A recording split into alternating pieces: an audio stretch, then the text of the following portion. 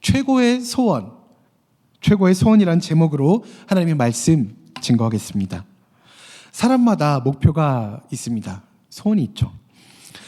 혹시 없으십니까? 딱히 별로 생각을 해보신 적이 없으신가요? 그래도 먹고 살기 위해서 최소한의 벌이, 수익성 있는 어떤 일, 그 무엇을 할 것인가 정도는 생각이 있지 않으십니까? 서로 그것이 도둑질이라고 하더라도 그것은 분명히 목표가 필요한 법입니다. 비자금도 마찬가지입니다. 목표를 세우고 분명한 계획을 세우지 않으면 그달의 비자금은 꿈도 꿀 수가 없습니다. 우린 목표, 소원을 지니고 있습니다. 어떠한 모양이든 다들 목표, 소원은 있기 마련입니다. 우리는 오늘 읽은 본문을 통해서 예수님께서도 목표, 소원이 있으셨다는 사실을 알 수가 있습니다.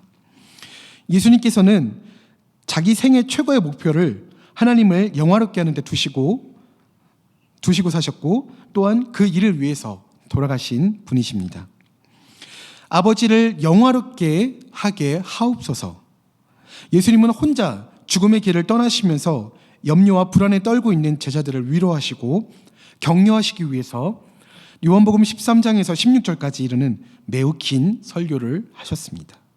그 내용을 보면 제자들의 발을 씻겨주시면서 자기의 사랑을 표현하기도 하셨고, 또 천국의 영광을 이야기하면서 위로하기도 하셨고, 또 성령이 너에게 임하시면 놀라운 일이 일어난다. 그러면 내가 한 것보다 너희들이 더 큰 일을 할 수 있을 것이다 라고 격려하며 소망을 주기도 하셨습니다. 또 무엇이든지 구하라. 그리하면 내 이름으로 하나님께서 반드시 주실 것이다 라고 말씀하시면서 기도의 영광을 알려주셨습니다. 뿐만 아니라 포도나무와 가지처럼 예수님과 제자들의 관계는 아무도 끊을 수가 없다는 것을 다짐하신 후에 너희가 비록 세상에서는 환난을 당할 수 있다. 그러나 담대하라. 내가 세상을 이겨노라라고 위로하시면서 말씀을 마치셨습니다. 그리고 나서 예수님은 오늘 본문처럼 눈을 들어서 하늘을 우러러보시고 기도하기 시작하셨습니다. 17장 전체가 예수님의 기도를 담고 있습니다.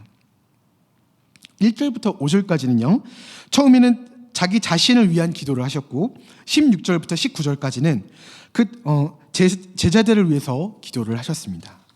그리고 20절부터 26절까지는 장차 지상에 나타날 교회와 성도를 위하여서 기도하셨습니다. 그러나 본문에 나오는 예수님의 기도는 이것은 이것이고 저것은 저것이다라는 식으로 따로 떼어놓고 보기는 어렵습니다. 그러므로 예수님 자신을 위한 기도인 동시에 제자들과 교회를 위한 기도라고 보시는 것이 좋습니다. 특별히 십자가의 죽음을 목전에 두고 드린 기도라고 해서 이 기도에는 몇 가지 별명이 따라다닙니다. 요한복음의 지성소라는 별명이 있기도 하고요, 대제사장의 기도라는 별명이 있기도 합니다.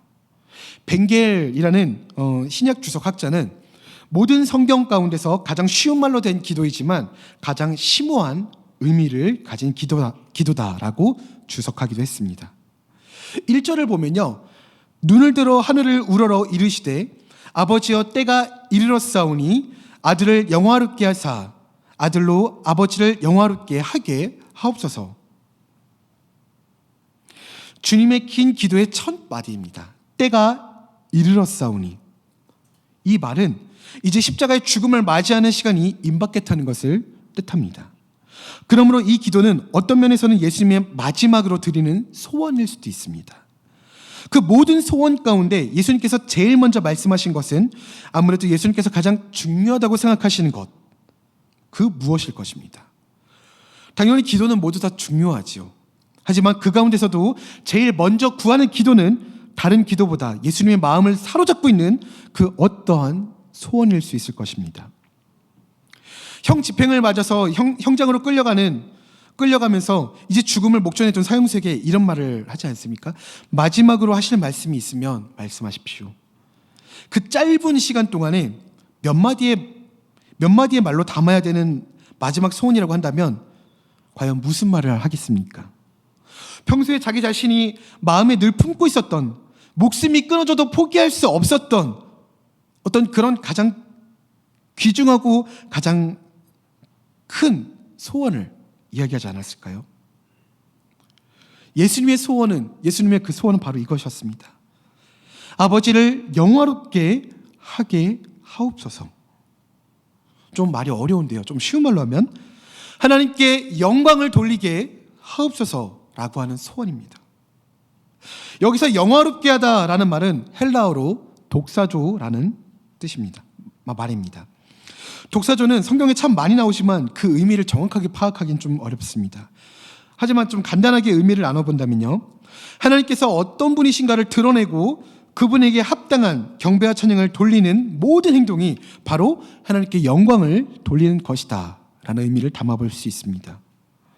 베드로가 배와 고기와 가정을 버리고 예수님을 쫓아갔던 영웅적인 행동부터 시작해서 보리떡 5개와 물고기 2마리를 예수님의 손에 내어놓았던 소박한 어린 소녀의 행동에 이르기까지 하나님이 누구신가를 온 세상에 선포하고 그분께 찬양과 경배가 돌아가도록 하는 것, 그것이 바로 독사조라는 말의 의미입니다.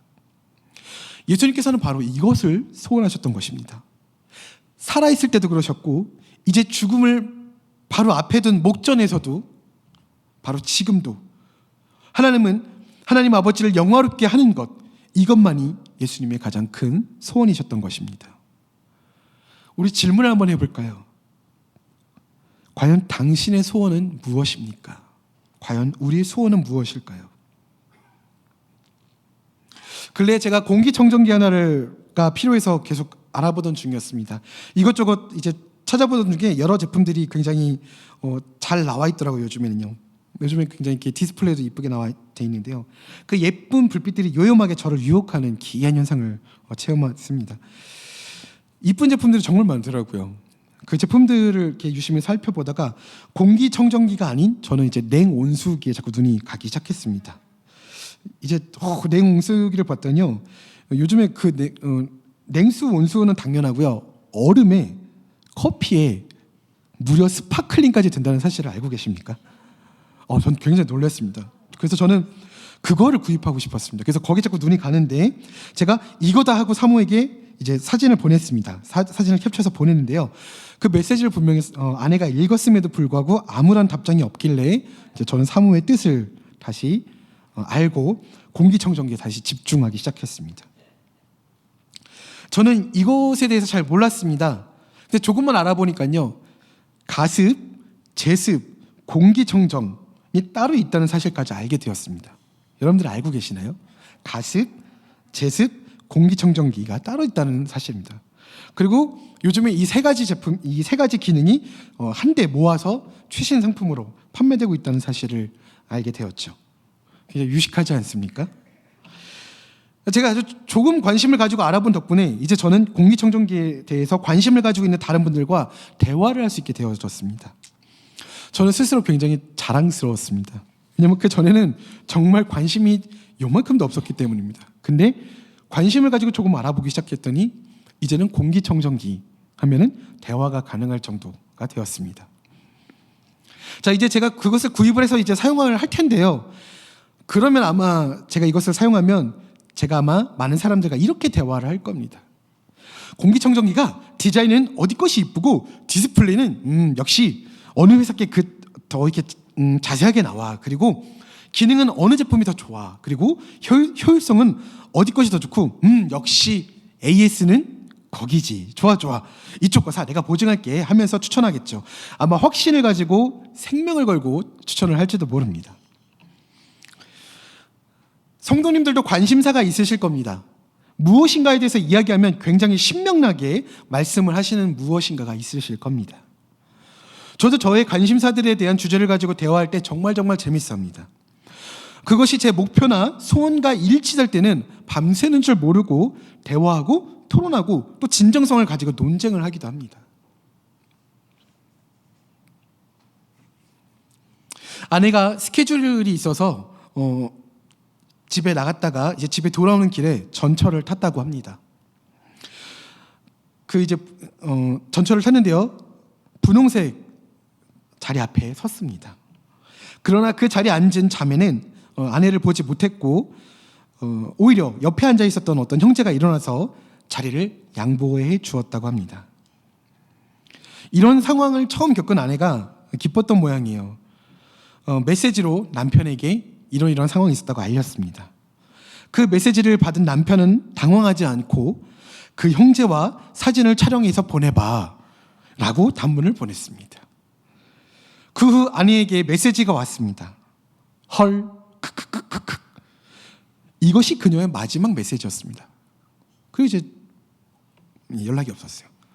그런데 얼마쯤 지났을까요? 잠시 후에 연락이 왔어요. 배가 고프다면서 전화가 왔습니다. 밖에서 먹자는 거예요. 그것도 짜장면을. 저는 너무나도 오랜만에 외식인지라서 너무나도 기쁜 마음으로 달려나갔습니다. 그렇게 맛있게 후추를 친 짜장면을 먹고 아내가 아까 먹고 있는데 아내가 아까 그 형제 이야기를 꺼냈습니다.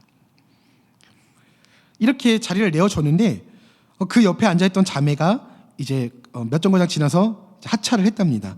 그리고 그 형제가 다시 그 분홍색 자리에 아내 옆에 앉았다는 겁니다. 형제가 물어봤답니다. 질문을 던졌다고 합니다. 혹시 교회 다니시나요? 네. 십자가 목걸이 보고 와셨군요. 예, 뭐 그렇기도 하고 뭐 믿는 분들은 얼굴에 티가 나니까요. 네. 그리고는 자신이 배운 성경에 대해서 이야기를 시작했고 거듭나기 위해서 분명히 저희 아내가 교회를 다닌다고 밝혔음에도 불구하고 거듭나기 위해서 노력을 해야 된다고 중요한 포인트입니다. 거듭나기 위해서 노력을 해야 된다고 다시 한번 말씀드릴게요. 거듭나기 위해서 노력을 해야 된다고 계속 이야기를 했다고 합니다. 뭔가 조금 우리 홍대세교회와 조금 차이점이 있어요. 발견하셨을 거라고 믿습니다. 그리고 원하시면은 연락처를 알려주시면은 자기한테 알려주시면 자기가 찾아가서 더 깊은 말씀들을 알려드리겠다고 이야기를 했다고 합니다. 형제가 이런 말을 했다고 합니다. 이런 것들은 다른 곳에서는 배울 수 없거든요. 라고 밝게 웃으며 밝게 웃었다고 합니다. 아내는 이렇게 생각했대요. 이 맑은 청년이 상처를 받지 않게 어떻게 거절을 하지? 이렇게. 아내가 이제 신촌에서 내리는데요. 이제 그 형제는 이제 그 전 홍대역에서 내렸다고 합니다. 그 이야기를 듣고 그 형제가 잘못된 이단에 빠졌다는 사실을 직감할 수 있죠, 저희는. 근데 그것도 그렇지만 이단임에도 불구하고 그 용기와 목표 그리고 그 형제 안에 있는 그 무언가를 전하고자 하는 소원, 저는 그것을 보고 많이 창피했습니다. 우리는 진짜 하나님을 믿지 않습니까? 정말 유일하신 하나님을 믿고 있지 않습니까? 그런데 우리는 얼마나 예수님을 전하고 있습니까? 우리는 얼마나 영생을 얻을 수 있는 방법을 사람들에게 알려주고 있습니까? 하나님의 사랑을 얼마나 간증하면서 살아가고 있습니까? 우리는 복음을 전해야 합니다. 생명의 열쇠가 되어주시는 예수 그리스도를 전해야 합니다. 그분과 함께 살면서 예수님을 통한 고백과 간증들이 넘쳐나게 해야 합니다. 영생이 무엇입니까? 오늘 본문 말씀 3절에 기록되어져 있어요. 잘 나와 있습니다. 영생은 곧 유일하신 참 하나님과 그가 보내신 자 예수 그리스도를 아는 것이니이다. 유일하신 하나님을 아는 것은 바로 영생입니다. 하나님만이 참 신이십니다. 그 나머지는 인간들이 만들어낸 거짓이라는 것이죠. 하나님만이 참 하나님이요 참 신이시고 유일하시고 참되신 하나님이심을 아는 것이 바로 영생인 것입니다. 그러나 우리는 하나님이 계신다는 것을 막연히 안다고 할지라도 진짜 그분을 아는 길은 찾을 수가 없습니다. 그래서 참되시고 유일하신 하나님은 자기를 아는 길을 우리에게 보여주셨는데 그것이 바로 다름 아닌 하나님이 이 땅에 보내신 자 예수 그리스도를 아는 것입니다. 하나님의 몸을 입고 세상에 오신 예수님을 아는 것이 곧 참되고 유일하신 하나님을 아는 것이며 여기서 안다는 것은 믿는다는 말과 똑같은 의미입니다. 성경에 보면 안다는 것은 곧 믿는다는 뜻입니다. 머리로 약간 인지한다는 그런 정도의 지식을 의미하는 것이 아니라는 것이죠. 참되시고 유일하신 하나님을 알고 계십니까? 그 하나님을 믿게 됩니다. 그분을 믿고 계십니까? 그분을 믿으면 믿을수록 그분을 더 알게 되는 것입니다. 그러나 우리가 무슨 재주로 하나님을 알 수 있겠습니까? 우리에게는 오직 한 가지 길밖에 없습니다. 바로 예수 그리스도를 아는 것입니다. 우리가 주님을 알고 또 주님을 믿는 것입니다. 하나님은 영생, 곧 자신의 생명을 예수 그리스도에게 맡기셨습니다. 내가 나누어 주라. 요한일서 5장 11절 12절에 이렇게 기록되어져 있죠. 또 증거는 이것이니 하나님이 우리에게 영생을 주신 것과 이 생명이 그의 아들 안에 있는 것이니라. 아들이 있는 자에게는 생명이 있고 하나님의 아들이 없는 자에게는 생명이 없느니라. 하나님의 아들이 있는 자, 곧 하나님을 알고 믿는 자에게는 영생이 있습니다. 그러나 하나님의 아들이 없는 자에게는 영생이 없다는 것입니다. 그래서 예수님을 믿으라고 하는 것입니다. 우리는 자기 자신의 필요에 대한 소원만 가득하고 그것만을 기도하는 우리의 모습을 발견하곤 하죠. 필요가 없다는 것이 아니라 집착해서 자기의 생각만을 주장하는 기도는 절제해야 된다는 것입니다. 그러한 소원은 절제해야 한다는 것입니다. 그것보다는 하나님께서 주신 은혜의 간증으로 살기를 소망해야 합니다.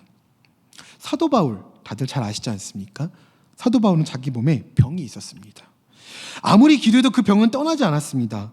하나님 앞에 금식을 하면 매달려도 하나님은 그 병을 고쳐주지 않으셨습니다. 그러던 중 이러한 응답이었습니다. 내 병은, 사도 바울 너의 병은 내 능력이 내 안에, 사도 바울 내 안에 머물게 하는 영광이니라. 이 응답을 받고 나서 사도 바울은 너무 좋아가지고 나는 기뻐하노라. 이 몸에 병이 있으므로 내가 하나님을 더 영화롭게 할 수 있게 되었다면 이 병이야말로 얼마나 자랑스러운 일인가. 하나님 감사합니다라고 고린도후서 12장의 9절에 찬송했습니다. 이와 같이 십자가를 영광으로 보는 눈이 열리기만 하면 병 때문에 불평하던 사람이 오히려 그 병으로 기뻐하는 사람으로 바뀌는 역사가 일어나는 것입니다. 내가 생각한 무엇인가를 꼭 이루어야겠다고 생각하지 마십시오. 하나님께서 나에게 이루어 가시는 일들을 돌아보고 그 뜻에, 그 섭리에 순종할 줄 알아야 합니다. 여러분, 아픔, 고통이 있습니까? 그렇다면 그 아픔, 고통을 다시 해석하십시오. 그 아픔이 있기에 그래도 이렇게 진지하게, 그 아픔이 있기에 그래도 이 예배 자리에 나와서 인생을 어떻게 살아야 할 것인가 질문하는 사람이 된 것은 아닌지요. 그렇다면 그것은, 그 아픔은 우리에겐 영광인 것입니다. 내 필요, 내 목표, 내 소망만이 아닌 우리의 인생의 중심이 하나님 아버지를 영화롭게 하겠다는 소원에 초점이 맞춰져 있다면 우리는 정말 감사하고 기쁠 것입니다. 하나님 아버지를 영화롭게 하는 것이 여러분 인생의 목표가 되시겠습니까? 최고의 소원이 되실 수 있겠습니까? 죽을 때도 아버지를 영화롭게 하옵소서라고 기도하면서 죽으실 수 있는 성도님들이 혹시 계십니까? 영국 에딘버러 의과대학에서 일을 했었던 제임스 심슨 경이 있었습니다. 그분은 지금부터 150년 전 마취제 클로로포름을 발견한 사람입니다. 지금부터 150년 전이니까 대부분의 사람들이 수술을 받을 때 마취를 하지 않고 그대로 생사를 찍고 수술을 받았을 때였겠죠. 그러니 수술의 공포라는 것은 가히 상상할 수 없을 지경이었을 것입니다. 그런데 이 심승경이 발견한 클로로포름 때문 덕분에 많은 사람들이 수술의 공포감을 덜게 되었고, 이제는 누구든지 수술을 받을 수 있다고 하는 자유감을 느낄 수 있게 되었습니다. 그러니 이 얼마나 놀라운 발견입니까? 결국 이것 때문에 그는 영국에서 귀족이 되기도 했습니다만, 나는 클로로포름을 발견한 의사이다 라고 한마디만 하면 평생 어디를 가든지 인정받을 수 있을 만한 업적을 남긴 사람입니다. 그런데 그가 세상을 떠나기 얼마 전에 제자들이 찾아와서 이렇게 물었다고 합니다. 선생님, 선생님의 생을 통해서 가장 위대한 발견을 했다고 한다면 무엇을 들으시겠습니까? 제자들은 이미 그들의 마음 가운데 대답을 담고 있었습니다. 당연히 그가 마치제 클로로포럼을 발견한 것이 내 생애 최대의 발견이야 라고 말을 할 줄 알았습니다. 그러나 그의 입에서 너무나도 뜻밖인 대답이 나왔습니다. 내 생에 있어서 최고의 발견은 예수 그리스도께서 불쌍한 죄인인 나를 위해 죽으시고 나를 구원해 주셨다는 사실을 발견한 것이야. 위대한 과학자의 입에서 이러한 대답이 나올 거라고 제자들은 상상하지 못했죠. 누가 우리에게 와서 이런 동일한 질문을 한다면, 나의 가장 위대한 발견이 있다면 그것은 예수 그리스도야 라고 주저하지 않고 대답할 수 있겠습니까? 우리 안에 이런 마음의 감격이 있습니까? 우리의 마음속에 그것을 원하는 소원이 있습니까? 우리 인생이 얼마나 예수님의 이름을 증거하고 예수님께서 우리의 구주 되심을 얼마나 고백하면서 살아가고 있습니까? 사랑하는 형제 자매 여러분들, 여러분들의 전공이 무엇입니까? 여러분들의 직업이 무엇입니까? 여러분은 당신은 남자입니까? 아니면 여자입니까? 부유합니까? 아니면 가난합니까? 아무런 상관이 없다는 것입니다. 오직 중요한 것은 내 마음의 소원이 어디 있느냐, 바로 그것입니다. 예수님처럼 아버지를 영화롭게 하는 것이, 하나님 아버지 기쁨이 되는 것이 가장 큰 소원이라고 한다면 우리들의 삶은 그 소원을 중심으로 전개될 것입니다. 오늘 이 시간 예배를 마치고 돌아가는 성도님들의 가슴에 이러한 기도가 있기를 바랍니다. 아버지여, 아버지의 이름을 영화롭게 하기를 원합니다. 저녁에 주무시다가 갑자기 눈을 뜨면 자기도 모르게 여러분들의 마음속에 이 기도가 살아나기를 소망합니다. 아버지를 영화롭게 하기를 소망합니다. 세상을 살다가 목숨이 떠나는 마지막 순간, 그 순간이 된다 할지라도 저와 여러분들의 가슴 속에 아버지여, 아버지의 이름을 영화롭게 하시옵소서, 아버지의 기쁨이 되기를 원합니다 라는 기도가 있기를 바랍니다. 우리 청소년부 149 친구들, 또한 우리 어린이들, 이 소원을 가지고 학교에서 열심히 공부하십시오. 우리 학부모 여러분들, 이 소원을 가지고 자녀를 기도로 키우십시오. 우리 직장인 여러분, 이 소원을 가지고 직장에서 열심히 일하십시오. 우리 주부 여러분들, 이 소원을 가지고 가정을 돌보십시오. 여러분들의 물질을 이 소원에 담으십시오. 여러분들의 시간을 이 소원에 담으십시오. 여러분들의 젊음을, 여러분들의 인생을 이 소원에 담으십시오. 인생은 짧습니다. 되는 대로 살다가 끝날 인생이 아니라는 것입니다. 예수님은 우리의 생명을 구원하시기 위해서 자기 생명을 바치셨습니다. 예수님의 생명을 부여받은 우리의 가치를 함부로 낭비하면 안 됩니다. 우리의 가치를 함부로 낭비하지 맙시다. 아버지를 영화롭게 하는 것이 최고의 소원으로 삼고 우리의 삶을 살면 우리 내면에 기쁨이 솟을 것입니다. 세상이 모르는 기쁨의 샘이 솟을 것입니다. 우리 모두가 이 기쁨을 가지고 이 세상을 밝히는 영광스러운 하나님의 자녀가 될 수 있기를 간절히 이 시간 소망합니다. 우리 시간 이 최고의 소원을 담아 우리 하나님께 찬양 올려드립시다. 예수를 나의 구주 삼고, 찬송가 288장입니다. 예수를 나의 구주 삼고 288장입니다.